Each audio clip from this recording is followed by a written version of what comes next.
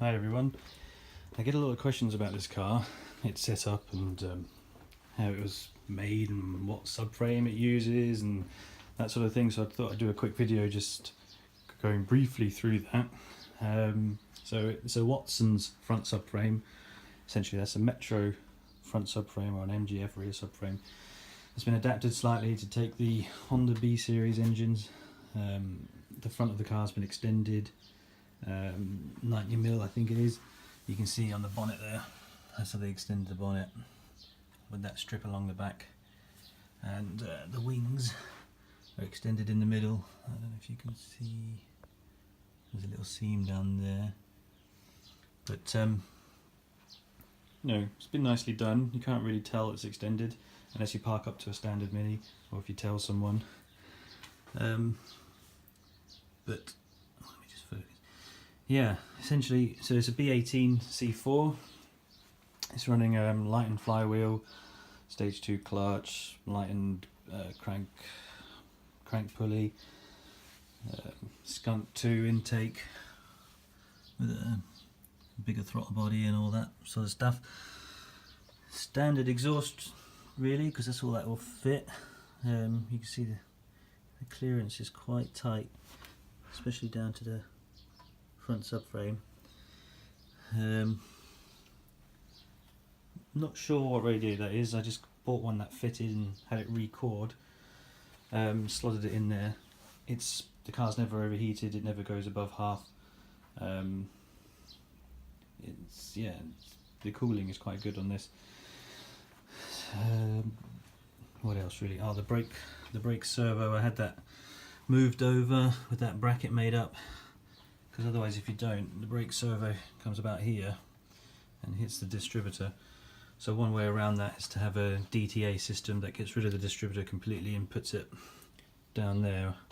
But other people get rid of the brake servo. I like using this car as a road car.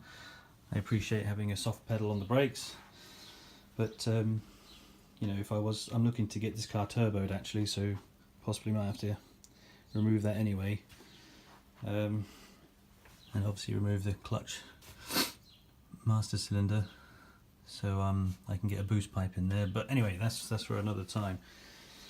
Not much else to say about the front really. So because it's running a Metro subframe, it uses Metro wheels. These are Metro GTA 13-inch wheels. I just like the look of them. With some Yokohama tyres on there. Best thing you can do is get some sticky tyres on these cars. I had some cheap tyres on this car and it just understeered like crazy everywhere. But generally it's a lot better now. Working my way inside. It's not a show car by any means. I use this on the road. It's pretty basic in here. Honda clocks. BR for a bit of fun. I've got that wired up to the clutch pedal. Don't know if you can hear that clicking, but when I get to about there, the Rev 2 engages, so which means I can have launch control with the clutch fully pressed down. I can just sit there at the lights, flooring it, and it will just pop, let the clutch up, and you're off. And then when you change gear, it will also engage this, which means it will shoot flames as you change gear. A bit of fun really, but it's a toy car. It's meant to be for fun. But yeah, custom made dash. My mate made it with this sliding sliding glove box. Gear stick. It's a Honda linkage, been cut down to fit, and then I just put this adapter on it to bring it back. 5-speed box, standard LSD. I think it's an S9B, which I've had fully rebuilt. If I was to do it again, I would put a different final drive, because first gear on this car is a bit short. You can probably get about 30mph out of it, but it gets there pretty quickly. So essentially it's a 4-speed box, but at about 70mph you'll be sitting at, I don't know, 3,500 to 4,000 RPM, so it's not too bad. The speedo is a bit inaccurate on this car with 13-inch wheels, but I've had it pretty much off the clocks before. I would guess that'd be about 130 something mph, not 150 as it says. deep dish steering wheel. Yeah, just to bring everything a bit this way towards me. I don't know if you can tell from this video, but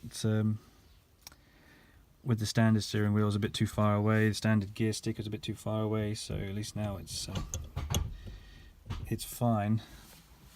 It's yeah, it's not built for comfort really, but you know, it does the job. Working way to the back, pretty standard at the back.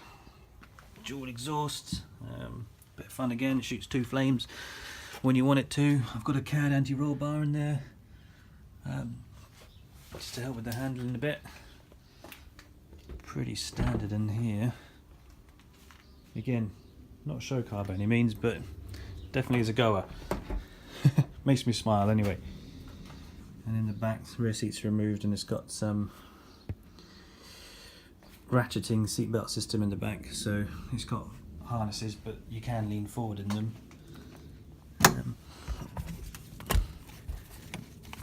And then if you're doing track days, you can lock them off. But yeah, just a quick walk around really. I'll put a full spec in the description below. Any questions, just feel free to give me a shout. Alright, cheers.